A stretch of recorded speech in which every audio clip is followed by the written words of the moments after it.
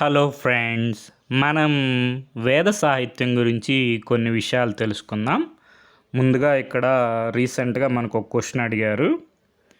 In which text is it mention that war starts in the minds of humans? మనకి war starts in the minds of humans అని కింది ఇచ్చిన వాటిలో దేనిలో ప్రస్తావించబడింది అని అడిగారు. మనకి ఆన్సర్ వచ్చి అథర్వణ వేదం.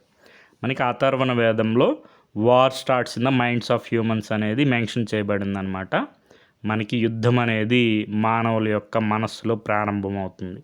తర్వాత మిగిలిన ఆప్షన్స్ కూడా చూసుకోండి.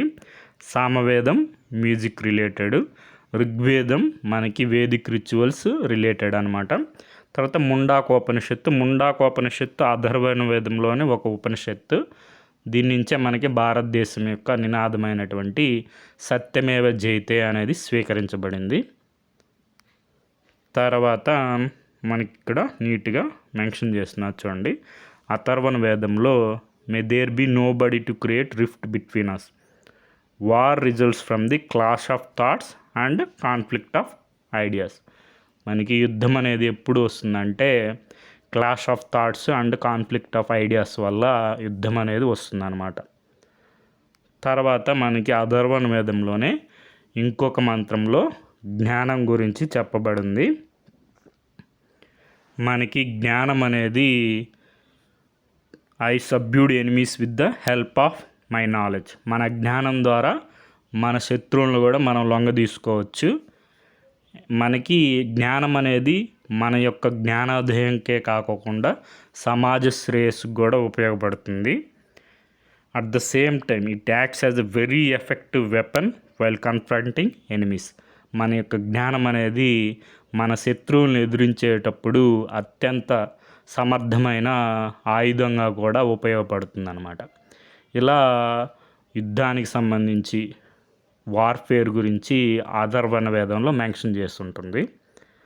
అంతేకాకుండా అథర్వణ వేదంలో మనకి ఆయుర్వేదానికి సంబంధించిన ఎంతో విలువైన సమాచారం కూడా ఉంటుంది. ఆయుర్వేదం అనేది ఉపవేదం మనకి రిలేటెడ్ టు అథర్వణ వేదం. తర్వాత మనకి అథర్వణ వేదంలో బ్రాహ్మణాస్లో ప్రసిద్ధి చెందింది గోపత బ్రాహ్మణం. ఇది మనకి గోపత బ్రాహ్మణం అథర్వణ వేదానికి సంబంధించింది. అదేవిధంగా ఉపనిషత్ మనం చెప్పుకున్నాం కదా, ముండాకోపనిషత్. దీని నుంచే మనకి సత్యమేవ జయతే అనేది మన జాతీయ నినాదంగా స్వీకరించబడింది. తర్వాత మాండూకోపనిషత్తులోనే మనకి మహావాక్యం అయినటువంటి ఒక మహావాక్యం మాండూకోపనిషత్తులో ఉంటుంది. తర్వాత ప్రశ్న. అదేవిధంగా మనకి ముక్తికోపనిషత్తులో 93 ఉపనిషత్తులు అథర్వణ వేదానికి సంబంధించినవి మనకి చెప్పబడి ఉన్నాయన్నమాట. మనకి వీటికన్నిటికి మూలం వచ్చి నీలకంత్ ధామ్ టెంపుల్ వారిది వేదాస్ అథర్వణ వేద. మనకి ఇంకో క్వశ్చన్ కూడా వచ్చింది సేమ్ కాన్సెప్ట్ మీద, అయితే డిఫరెంట్గా అడిగారనమాట. Since wars begin the minds of man. మనం చూసాం కదా అథర్వణ వేదంలో ఉంటుంది. It is in the minds of man that defenses of peace must be constructed. మనకి యుద్ధం అనేది మానవుల యొక్క మైండ్స్ నుంచే ప్రారంభమవుతుంది కాబట్టి దాని యొక్క సొల్యూషన్ అయినటువంటి శాంతి కూడా మనకి హ్యూమన్ మైండ్స్ నుంచే వస్తుంది అని చెప్పి మనకి ఏ కాన్స్టిట్యూషన్ అంటే మనకి యునైటెడ్ నేషన్స్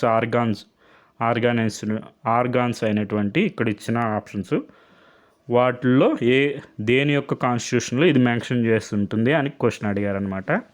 మనకి UNESCO United Nation Educational Scientific and Cultural Organization యొక్క కాన్స్టిట్యూషన్లో ఇది మెన్షన్ చేయబడి ఉంటుంది. Since wars begin in the minds of man, it is in the minds of man that the defences of peace must be constructed. మనకి headquarters ప్యారిస్లో ఉంటుంది. అక్కడ 9 లాంగ్వేజెస్లో ఇలా శిలాపలకం వేసి ఉంటుంది అనమాట. మనకి అబ్జర్వ్ చేసుకుంటే since war begins in the minds of man, it is in the minds of man that the defences of peace must be constructed. ఇక్కడ హిందీలో కూడా ఉంటుంది. युद्ध लोगों के मन में शुरू होता है, लोगों के मन में ही शांति के दुर्ग खड़े करना होंगे. మనకి ఇది 9 లాంగ్వేజెస్లో ఇలా మెన్షన్ చేసి ఉంటుందన్నమాట. యునెస్కో యొక్క హెడ్ క్వార్టర్స్ ప్యారిస్లో. Okay friends, thank you for watching.